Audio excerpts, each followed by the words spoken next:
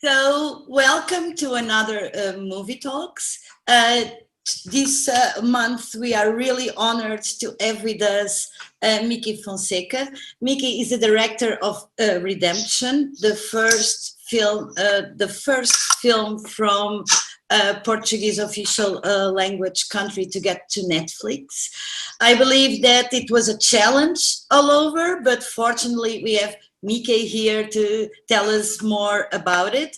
And I'm super honored to count with me tonight with my colleague Sandra Almeida from the SHORTCUTZ network. Say hi. Hi, everyone. And Carlos from SHORTCUTZ Maputo in Mozambique. Hi. Hello, everybody. Rui Pereira from SHORTCUTZ Leiria in Portugal. Hello, everybody. And also to our favorite partners, the Student Hotel. And Paul is here tonight. Yes. Hello, everyone. Hello. And tonight it's special because we are also a partner up with the Mozambican house in the Netherlands. So Fabio is here tonight. Hello. Hello, everybody. Oi. To make some fun questions in this movie talk. So SHORTCUTZ Network is a network of around 20 cities spread all over the world. We are now in 3 different continents. And it's our goal to help our filmmakers do a shortcut to an audience, to more knowledge, or people that can give them inside info about their craft, and also to a pool of huge fanatic movie lovers that join us and are with us all the way. So, like I've told you, we are honored to have Mickey with us. We have some cross. Mickey, hello?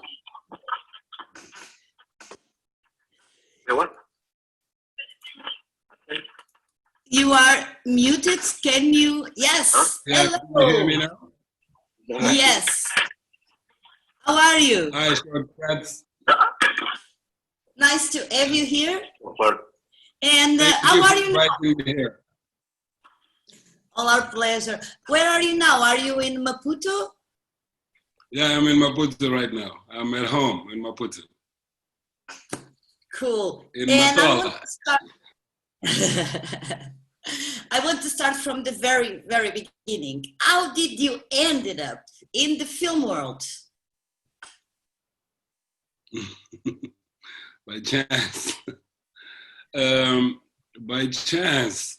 I guess that my very first job in life, my very serious job was in the film world. I accidentally, through a friend of a friend, I got a job as a production assistant in Cape Town. I was living in Cape Town at the time.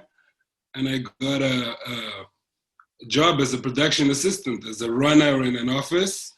And I basically started from scratch, from making coffees to cleaning the floor, to going and buying the groceries and making the sandwiches, and eventually, one day the scout didn't pitch. And they looked around and said, "Hey, can you take photos?" And I was like, "Yeah, I can." Because I had my dad had always bought me like cameras. So photographs were a big thing in my house. He always took pictures. We always took pictures. So I guess that was my big break, when the scout didn't come. And I went and I took pictures. And the next thing I was scouting. I was the in-house scout. And then they said, "Hey, can you go and do street casting?" I said, "Yeah," and I did the street casting. And I just, it evolved from there. All of a sudden, I was working in production. I was doing ADing, I was assistant directing in commercials. I come from a commercial background. That's why I started in the film industries and commercials in Cape Town. And I worked there for 6 years, as 4 years as a permanent in a production company called Monkey Films.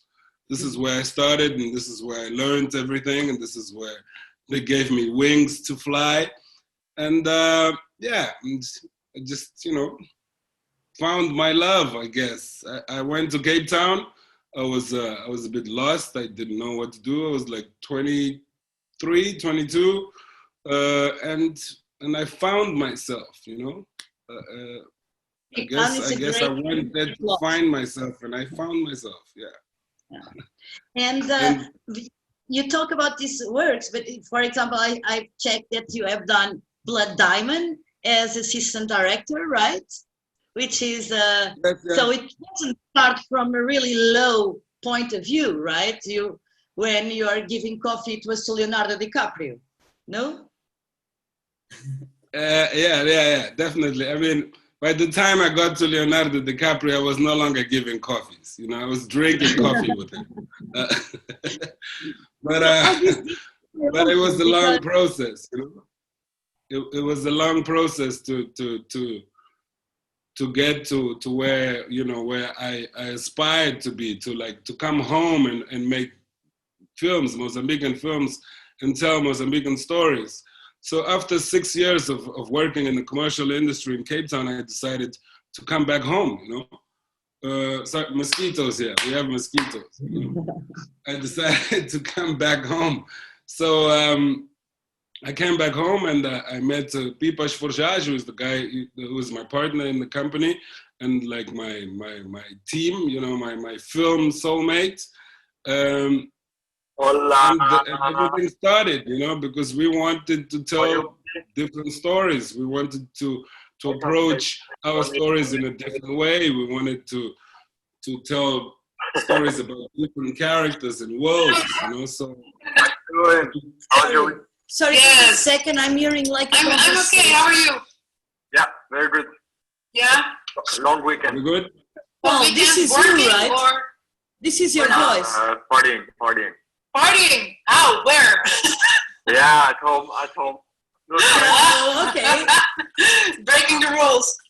Exactly. And you? We can make a short out. Well, I didn't have the best of weekend. Mickey, are you having ideas for this? Like, so I'm sitting down with a coffee. Nice. Yeah. What's happening tonight? Is it so they handed in this week? That's the recording of. So I think altogether 13 people. They did the assignment, so they wrote one page. I don't know where it is, more. Guys. And We're good? Yeah, so now we can continue. All right. Okay. Are we back? Is everything okay? Sounds like yes. So let's go back to the business. You were talking about how did you end up and the doors that were open. And I also, first, how difficult how did you have the idea for redemption? Because the story is so into also the Mozambican roots and the story. So how did it come up? Do you know somebody that was his character? How did you, how it was?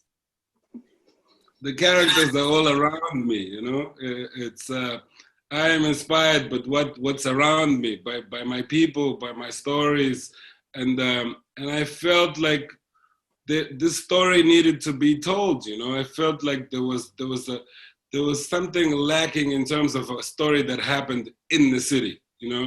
Most of the films were made outside the city, and I just wanted to tell a story about a guy in my city.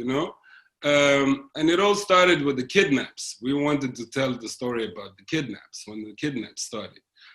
Pipa and I started discussing, hey, we should make a film about kidnaps, because we wanted to tell a different kind of genre, So it started with the kidnaps, but it eventually evolved into the story about this guy who's struggling, and has to make decisions, tough decisions that end up influencing his path, and that's how we started looking around, around us, and around the difficulties of the youth and the social difficulties that we face, you know, in terms of jobs, in terms of bank loans, in terms of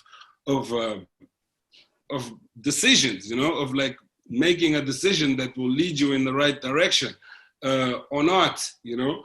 And that's how the film evolved, you know. Eventually it evolved into this. It's not a film about kidnaps. It's a film about a guy that has to make decisions, you know, like me and you, like anyone else, and these end up influencing him, you know. But yeah, because he's a criminal, he comes from a background of crime, and he's faced with these, you know, whether going left or right, and the aspect of like family as well, you know. And this is what I wanted to bring about. It's like, it's all these things joined, all these social, I wouldn't say like problems, but like, you know, all these social difficulties that we have, that we face on a daily, you know, to tell this one story, you know, that would make sense, but trying to incorporate little aspects of our own society, you know, that people would recognize themselves on screen, you know.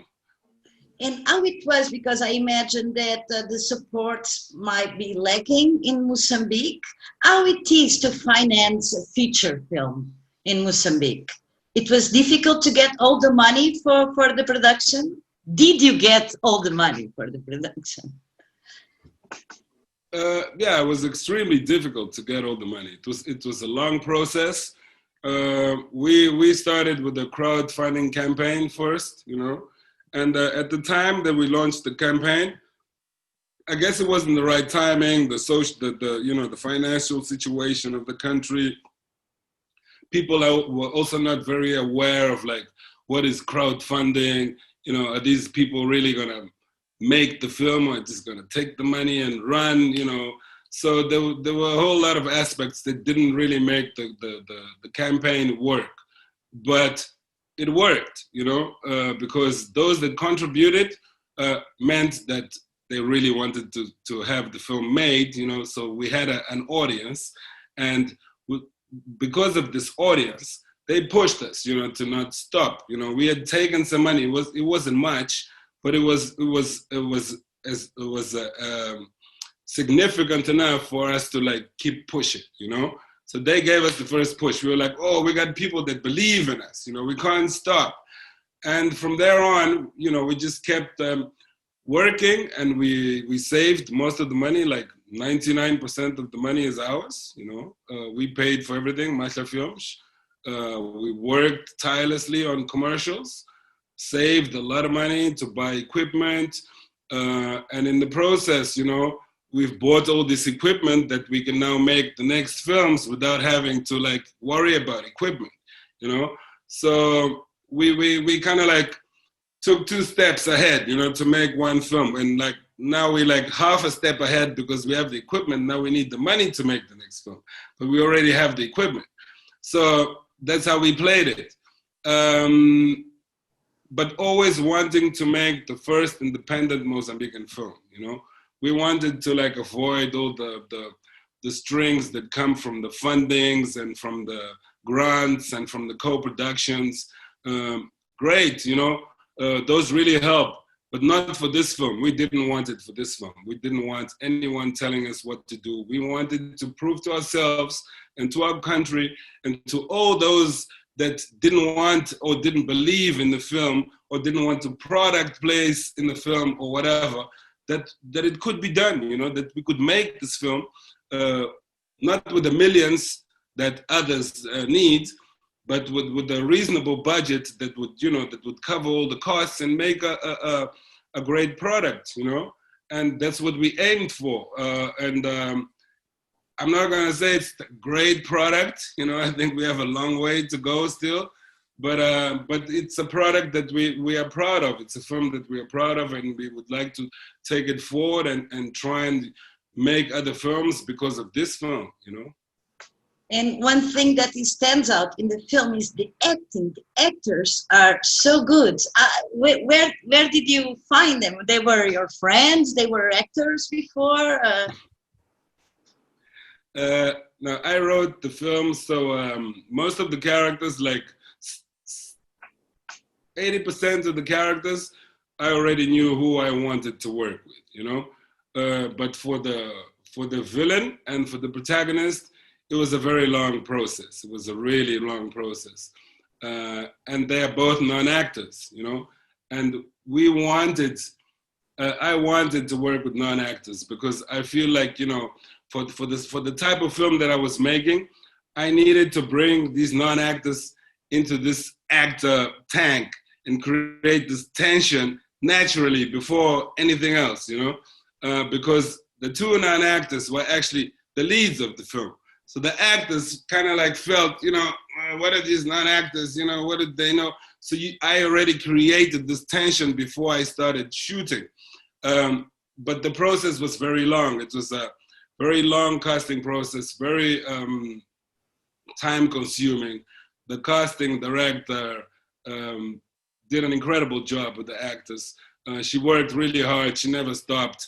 The producer, Pipa, Maura, who was also co-producer and amongst a million other things that she does on the production. Everyone had their input. I'm the director, but I don't call the final shots. You know, we made it a point that this is a collaboration, you know, and everyone is entitled to an opinion. Everyone is entitled to their views. And you know, sometimes I'm not always right. And I guess this is how we approached it. And this is how we found all these actors through, you know, not just my hunches, but other people's as well, you know, that were part of the production. Yeah, cool.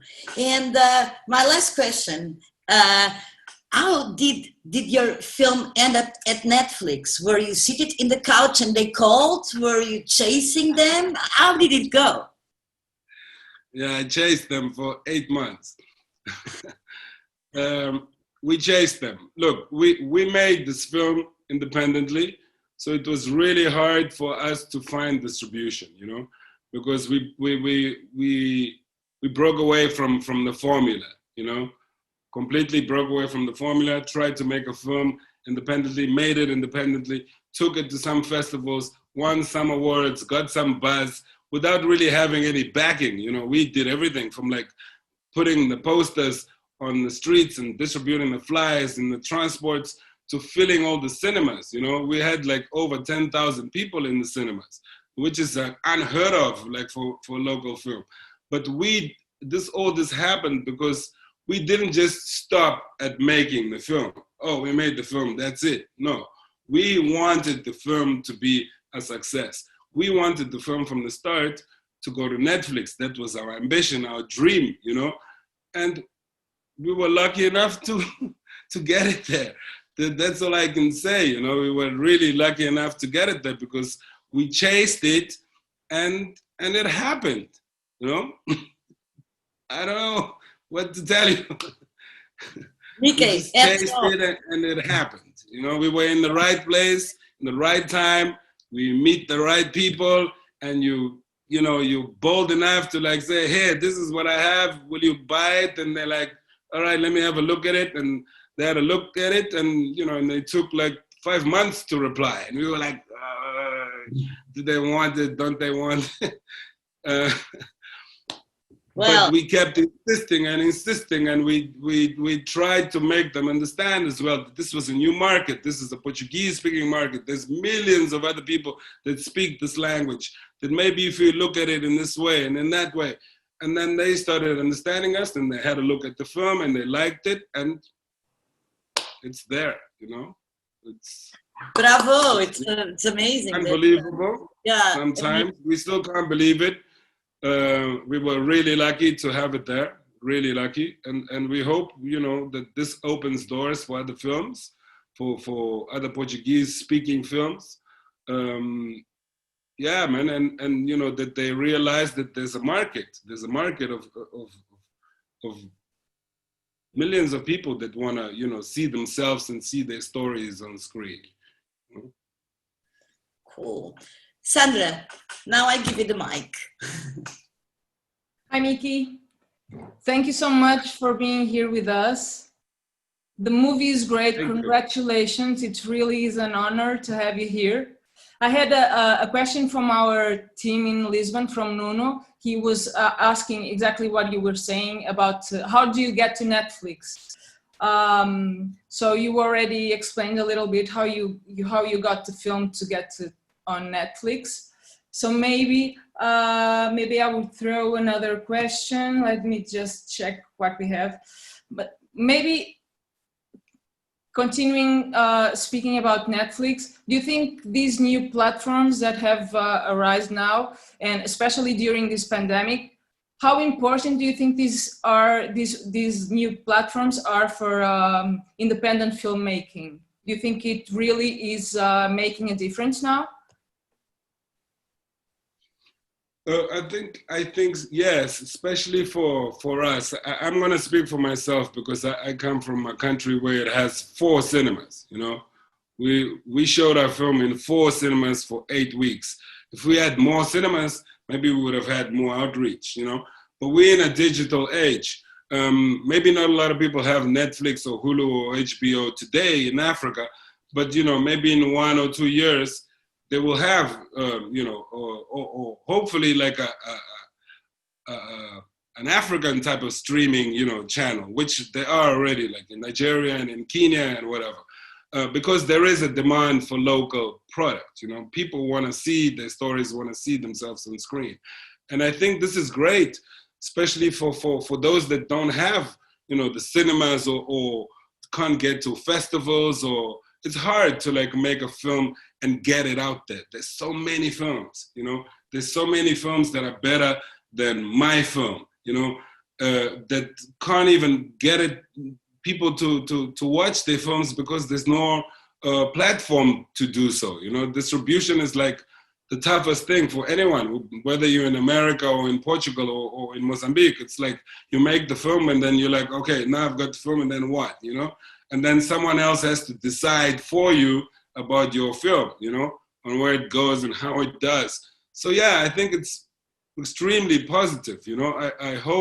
I wish that there were more like local or African, you know, that would put more local content or so that everyone could see. I wish it was cheaper. I wish it was more accessible, you know, but these are things that would get better, I guess, as we go along, you know. But maybe now that we all have like smartphones who have a camera and all that, maybe that is also helping the young kids starting to do stuff, and then these platforms are like a window for them to show their work. Maybe things are changing a little bit, and maybe with this pandemic also, maybe there is a positive thing coming out of this, do you think? For us, like for smaller countries or for countries that have more difficult in which it's difficult to get to theater movies. Definitely, and I think like channels like YouTube, for example, you know, where you can just upload your own content. You don't really generate much money, but you generate viewing. People watch your content.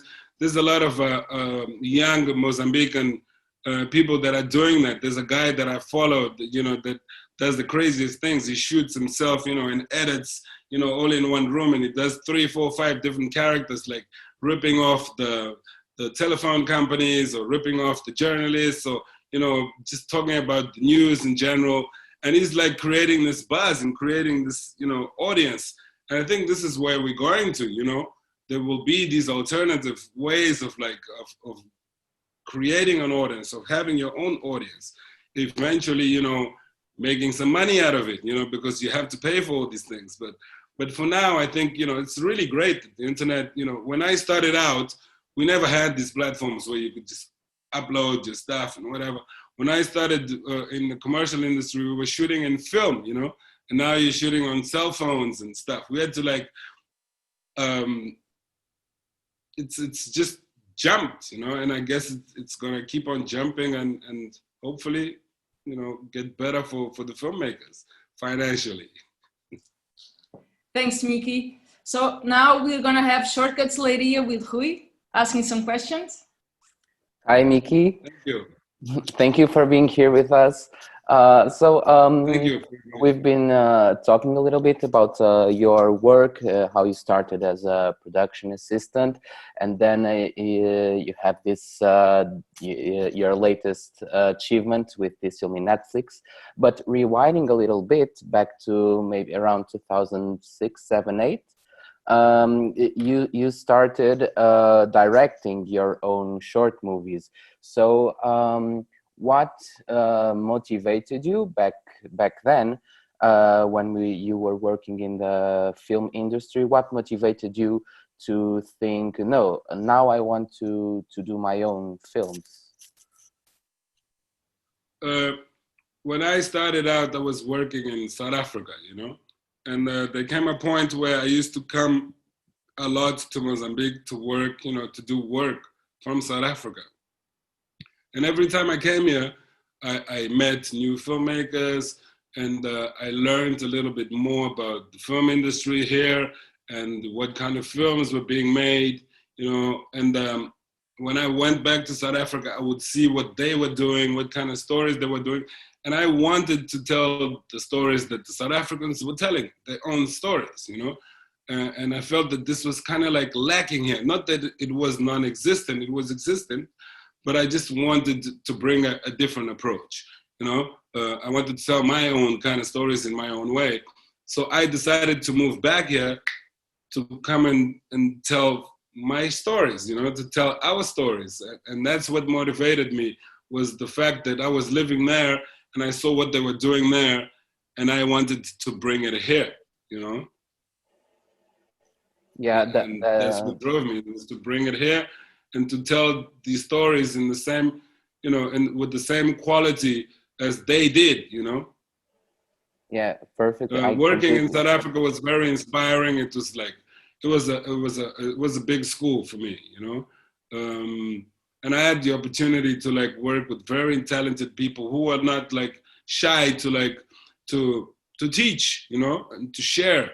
And that was very fortunate for me, you know, and I wanted to bring that here and to share it with others and to collaborate with local people and to tell our stories, you know, with local actors, with local crew.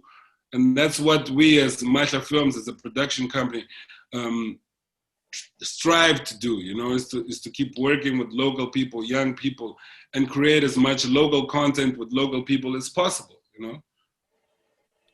Yes, and I've watched some of your short films, and also comparing to the feature film Redemption, it seems that you have a really critical view and approach to social portraying what's going on in the society, all these problems, violence, crime.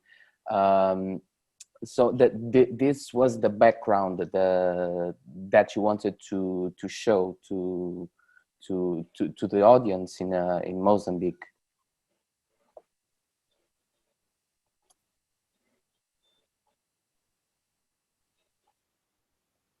Hello? Hello? Yeah? Yes? Did you hear me, Mickey? Yes, I can hear you. Hello? Yeah. So, and now that that you started with your that you launched this feature film, do you ever think going back and do a new short film, or are you now full on feature films only? Oh no, not full on feature films only, but I have a few ideas for short films, you know, but feature films are much more challenging, you know, and I guess we kind of like got used to the challenges. But no, I haven't scraped the short films off. No. We have some short films that we still want to shoot, definitely. And one thing that Alex asked you was about the actors in the film Redemption, and you said that like 80% of the actors you were already writing the characters for them. So, and I noticed that's some of them played in the short films. How was that? At least two that I've noticed. Let me check. It was Tomás Bié and Aldovina. Aldovina? Also, she's yeah. So, how is your relation with these actors, or any or my actors relation in general? with these actors is great, but my relation, especially with Tomás Bié, is we are very close in a professional way. You know, we work a lot. We've worked a lot together, not only in the short films, but also in the campaigns, you know, in advertising campaigns. It's like the face of this product, you know, that we've shot a lot of commercials for. So we've spent a lot of time with him. But I also chose Tomás not because of what he brings to the character, what I knew he would bring to the character, but of what I knew he would bring to the team, you know. He's a very experienced actor. Every time I'm with him, I learn a lot from him. And I like to be surrounded by people that I learn with, you know, not, you know, it's gotta like bounce off. We bounce off ideas all the time. And Tomás gives me that. He's always a guy that has something to say, that has some idea, that has, you know, and I like that about him. And we've created this relationship where he knows what I want. He knows how far I can push him, you know, and I know how far I can push him and how far he can push me.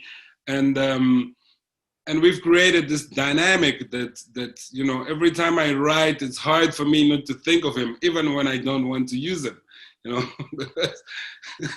because he's my guy. He's my guy, you know. And with Aldovina, you know, we worked on the short film, so I had her in mind. I knew that it was her because of her calmness, you know, just the way she is as a person. I knew that she could transmit what I wanted in this character, you know. But yeah, going back to the characters with the main actor and the villain, you know, they were hard work. It was a lot of hard work because they'd never done this before, you know. And all of a sudden they were on these sets with lights and people and wardrobe and whatever, even though we had done a lot of rehearsal before, you know. It was tough. But the rehearsals helped us a lot. We did a lot of readings. We did a lot of rehearsals. We put the actors, you know, hanging out together, like on weekends and stuff, where we would sponsor like a lunch or whatever, just for them to like go and get to know each other, you know, and break the ice between the actors as well. And I guess that helped us a lot, you know, to bring them out, you know, and for them to understand the characters and understand the film, understand the story especially. It's like, for me, that's very important, that they have to understand, you know, who they are and what they're doing there. Otherwise, it just doesn't make sense, you know. It's not just about reading the lines, you know? Yeah, and maybe we're also so working with those non-actors. They also brought maybe something fresh and new that you were not expecting. Oh yeah, yeah. They're very unexpected moments, you know. But unexpected moments that you like, you know, you let go. Sometimes you're like, whoa, you know, and they just take you in a different direction completely, you know. And it's these unexpected moments that you know, that enriched us, that taught us, you know, something in this process of making this film.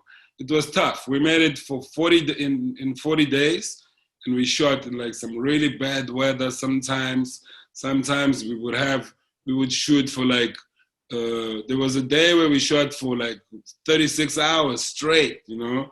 And the crew was like half asleep. Some of them would take turns, but it was exciting. It was great. I would definitely do it again. Talking again about the redemption, how long was the production time? How long did it take from the pre-production until it was released? So just to have an idea. Well, it was a very long process, but I think in overall it was around 8 years. You know, I would say around 8 years from the time that we started developing the script. You know, from the first draft to the moment it went to the cinemas. I think 8 years. You know, from the time from pre-production we prepped it for 6 years. So we would find locations as we were working for other, you know, on other jobs, and we would find this location and find that location. So by the time we wanted to shoot, we knew exactly where we wanted to shoot.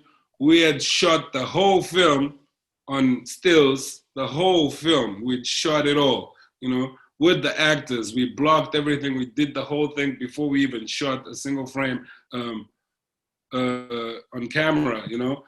And so, yeah, 6 years, shot it, and then after shooting it, we had to go work again so we could do the sound and the color. So we worked for another year while we made some money and finished the film, and it took us another almost 2 years to finish it before it went to the cinema. So I would say 8 years in total, yeah. Bit crazy, yeah. Okay, so just one last question from me. So you have this this approach, and you tell these stories in this inside the genre drama. So have you ever thought in telling stories with another approach in genre? Yeah, we want to do a horror film. And a comedy. Yeah, and a comedy. Yes, definitely. But at this moment, I think we are concentrating a bit more on the social, you know, on the social topics. I think there's a lot to be said and a lot to be taken care of and spoken about. Not that we can't laugh about it, but I think I'm gonna leave that for my colleagues, you know. I wanna make like more serious films that we can talk about and bring about, you know, dialogue. Not that comedy doesn't, you can do it in, you know, in many ways, but for now I'm gonna stick to that. Yeah, I want to do another 2 or 3 before I do another genre, definitely. Okay, so I said it was my last question, but I have just another one little question. Is there any place on the internet, any service where we can watch your short films, a video on demand service, or are they available to public? No, at the moment, no. We actually took them off because we were signing a deal with a company that wants to buy them, an online company. So we had to take them off video on demand. But if it doesn't go through, then they will definitely go back on again. Definitely, yeah. Okay, so I think we'll be waiting for it because I personally love them, all of them that I watch. I love them, everyone. So, and that's it from Lydia. Sandra, back to you. Hi, Thank Vicky. you. I have another question. So now we got a question from Rui Germano from the Netherlands. Do you know how many times the movie has been viewed already on Netflix? No, unfortunately not. No one has like told us that, but we know that we were on top 5 in Brazil, you know, last weekend and the weekend before. So I think that's like, it's a huge market. Like Brazil is a very big market, and we are monitoring ourselves with Brazil because no one really gives us the ratings, no. Let's try to get it on. But it's been good. Let's try to get it on #1 here in Portugal. Yeah, definitely. And we also have a question from Pedro Fernandes from the Luxembourg. Are there any other Mozambican directors with the quality and capacity to also show their works worldwide through Netflix, do you think? For sure, definitely. We have a lot of talent here, you know, and we have the old school guys that that have made a lot of other films as well, you know. People that we look up to, films that we look up to, like Sol de Carvalho, for example, you know, like João Ribeiro, Licínio de Azevedo. There's a lot of other filmmakers, you know. But these, for me, are like the three main guys that are the pillars of Mozambican cinema, you know. And they have quite a few films that can go out there and represent, and they've been out there and representing and have won many awards, you know. Like I said before, I'm not, you know, I don't think this is the greatest film ever. We were lucky to have the film there. We worked hard, we did. We didn't wait for anyone to take our film there. We took it ourselves. And that's why the film is there, not because it's the best film in the world or the best film in Mozambique. There are many others, definitely, that are worthy to be on this platform or on any other platform, you know? Okay, so I have just a message from the Mozambican community in the Netherlands and Luxembourg. We want to congratulate Mickey and all the team that allowed us to be proud of this film. So yeah, I'll leave you with that. Thank you. So now, Carlos from SHORTCUTZ Maputo. Hey, Mickey. Viva. Yeah, so I don't have a lot of questions. I just want to start by thanking and saying I'm very proud of having you here. And I want to thank the SHORTCUTZ network for making this possible and giving the opportunity to have a Mozambican director in the movie talks. I think it's a great opportunity to showcase our work and our culture. And I'm really proud of having you, Mickey, also to accept being here with us and to be able to speak about a redemption on Netflix, being the first African Portuguese country movie on Netflix. It's a great reason to be proud. So we are here celebrating Mozambican culture and Mozambican movies. So thank you for doing that and giving us a reason to be proud of being Mozambican. Well, when we launched SHORTCUTZ Maputo, actually, I got in touch with Mickey. I think it was in January or February, way in the beginning, to tell you about SHORTCUTZ. And we wanted to invite you to showcase your movies, and you were very open to do that. And then COVID came, and we stopped doing live sessions. So hopefully, when we get back, I just want to make a promise here that we really want to have you there to watch short movies with our audience and to discuss more about the other movies you are making. But I want to, the only question I want to put here is that what do you think is the legacy of redemption in the industry of movies in Mozambique going forward? Is about the breaking boundary of going to Netflix, is about the showing that an independent movies can be made, or is it about the story itself and this the not having limits?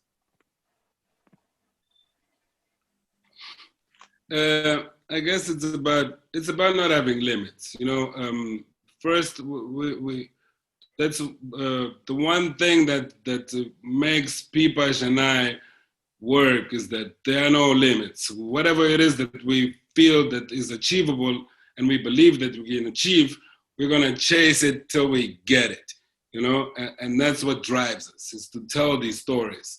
But what I think is the what it's gonna bring, what I hope it brings to Mozambique, especially to Mozambique, is a different approach towards how cinema is looked at, you know, how it's not,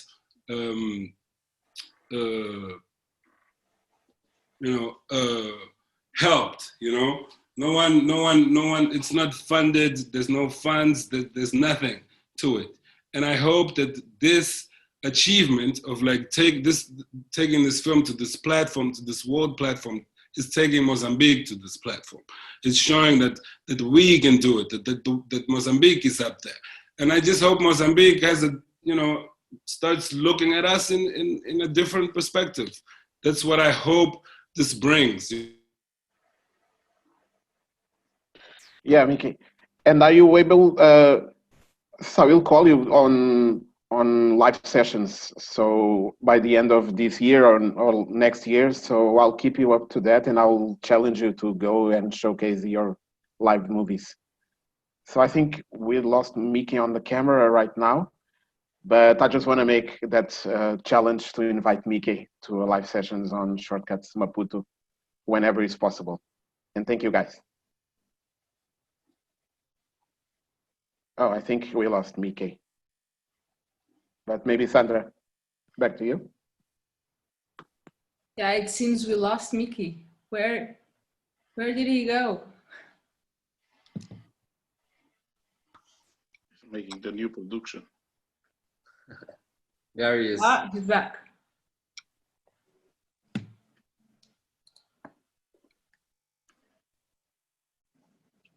That's the internet in Mozambique. Sometimes it's like this, it's up and downs. So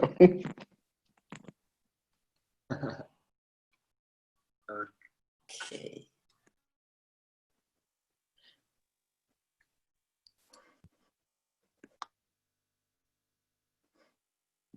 So maybe we could talk to Fabio, because Fabio knows Mickey for a long time. Maybe he has some stories he wants to share with us. But we Before have he logs in. Hi, people. Hi. Can you hear me, guys? Yeah. Yes.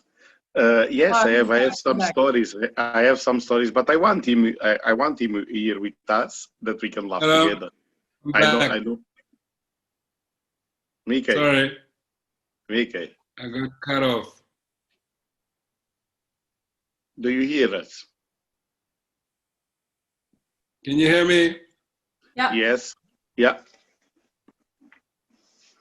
For My start, connection is a bit bad. It's windy here. can I continue? To start, I have to tell to Mickey that is an honor for me to be here to talk with him after these 30 something years that we know each other. We did grow together there in Mozambique, South Africa. We were together, I don't know how many times. But before I talk about the stories, I have one question for him. One or two questions. Sandra, can I make these questions? Yes. Mickey, you hear me?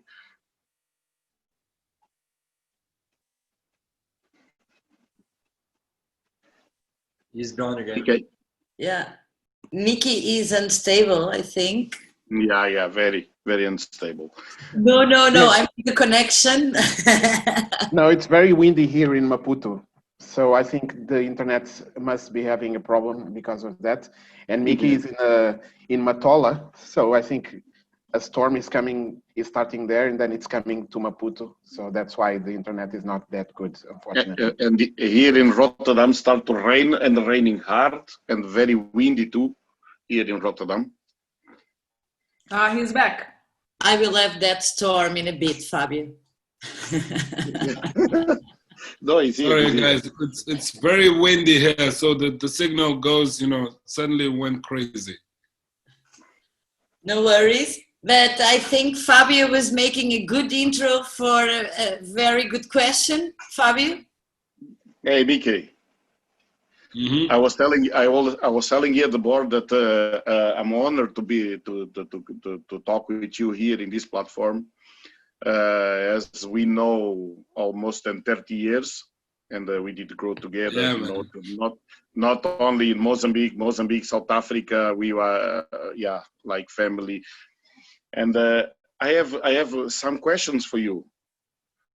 That is the first question. As Mozambican that I am, I know that we do whatever we want to do in Mozambique is very difficult. My first question is: the government did help you with that?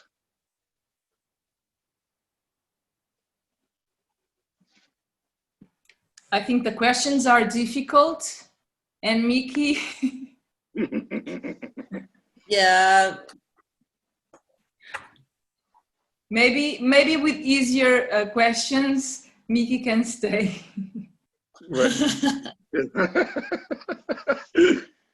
Okay, easy question. Easy question. Mickey, what is the impact of your film for our reality? No, I was kidding, Fabio. I was kidding because Mickey has he left us already. Ah, he's back again. Oh, that is. So then, I was just joking. No, I know. Mickey, you listen me. no. He left again. Okay. Lost the connection. No problem. Next time I'll make the questions. Well, let's try once again for the last questions. Because the storm is going to last long, Carlos. Do you know how long is going to last the storm? Yeah, it's coming, so it will stay all night. So I think the internet won't be that good any longer moving forward. Yeah. So in case something happens, we will try to make the last questions from Fabio and Paul, but in case something happens, we have learned a lot, Mickey. Thank you so much for teaching this resilience and strength. It's really inspiring. So now I'm going to give the mic back to Fabio really quickly to see if we can rush before the storm. Mickey. Thank you, guys. Mickey, do you hear me? Okay, it's good. Mickey, I'll make the questions very quick, very, very quick. And direct question. The government did help you in this production? Nope. No, the government didn't help us in anything, man. Nothing. Okay. Second question. Not yet. Not yet. They're gonna help you. Let pass the everything for them. Second question, Mickey, for you. What is the impact of your film for our reality as Mozambican that we are, and we know what is the problems in Mozambique? What do you think that is the impact for your film, from your film to Mozambique reality? Well, I think I think that the impact of the film speaks for itself. It's like the way people want to see this film. This film was released a year ago, and it seems like it was released yesterday. So for me, the impact of the film, it just proves that people want to hear their stories. It's that simple. It's not that it's the best film or whatever, but it's their story. And I think that's the impact that it has here in Mozambique, is that the actors, the dialogue, the story, somehow people saw themselves in the story. And that was the biggest impact for me. And yeah. And you think that was like beyond words, when the cinemas were flocked, and Spider-Man was canceled so that they could put, another screening of Rashgat. It was like, we couldn't believe it. We wanted to make a film, we wanted to have a hit, but we never, ever in our wildest dreams imagined the impact that this film would. This is no longer our film. It's not our film. It's the people's film. It's a Mozambican film, and that's the impact that it has, that it's had. Okay, my brother, for me is an honor to be with you, to talk with you here in this platform, and I'm proud. I'm very proud of you, of your productions. I did saw all your short movies, and I'm very proud of you. Continue like that. Thank you, meu irmão. Muito obrigado, Fábio. Muito obrigado. Eu sei que tu é que puseste isto tudo junto, mas andaste aí, né? Eu agradeço mesmo do fundo do coração. Depois de 30 anos, para estarmos aqui a falar de cinema. Speak in English. Speak in English. Okay. Subtitle everything to Dutch, okay? We are counting with you. Yeah. But definitely, thank you all very much. No, we for this have Paul. opportunity. Paul have some burning questions ready for Just you. Yeah, Paul. If you stay with us, Mickey. Yeah, I just have a question. So based on what you said earlier about how you started your career and yeah, where you are now after the production, do you have any advice for the young people that want to start or that have a dream to start in this industry? Yeah. What would you? Stay humble, work hard. Don't take anything personal, you know. Yeah, That's it. Okay, For me, that's it. You know, just the rest will happen, man. You just gotta like learn to like stay humble and work your ass off, and you know, money and everything else and whatever should come second. You know. Thank you for the advice. I think it's valuable for a lot of us. And the last one, maybe, can you tell us a little bit about what you're working on right now, if it's not a secret? Yeah, definitely.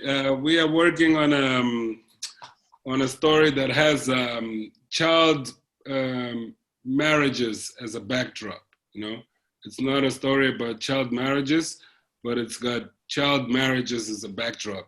And we want to go away from the city. We want to go and shoot it in a village and tell a different story about villages and get to know the villages and tell their story with them, you know, and tell a different Mozambican story with different characters, in a different language, hopefully, different settings, and show you a different part of Mozambique, you know, far away from Rajgat as possible. Yeah, we will be there to watch. We'll be there to watch. Yes. Thank you, Mickey. Thank you, guys. Thunder, there's any last questions from the pages in the groups? Yeah, maybe we have a question from Lisbon, from our team in Lisbon. Nuno is asking, is there a chance in the future that we have a co-production with Portugal, maybe? Yes, definitely. We are open to co-productions all the time, as long as they are fair, you know. They just have to be fair. That's all. And one of the things that we didn't go to the fundings and the grants is because sometimes we find these co-productions unfair towards, you know, the poorer countries, let me say, you know, it's just as long as they are fair, definitely. Yeah. Mickey, thank you so much for this. Thank you. Thank you very much, SHORTCUTZ. I hope, you know, you guys keep doing this. It's really inspiring. It's really great that, you know, that you have filmmakers talk about their films on your platform and try and, like, you know, put our films out there for more people to watch. Thank you very much. You know, good luck, and I hope you keep doing this. Thank you. Thank you, my brother. Continue Great like to that. meet you guys. Great to meet you too. Obrigado, irmão. Thank you to all my colleagues too. Bye, guys. Stay safe. Thank you, Bye-bye. guys. Good to Bye-bye. meet Thank you. Thank Bye. you. Bye-bye.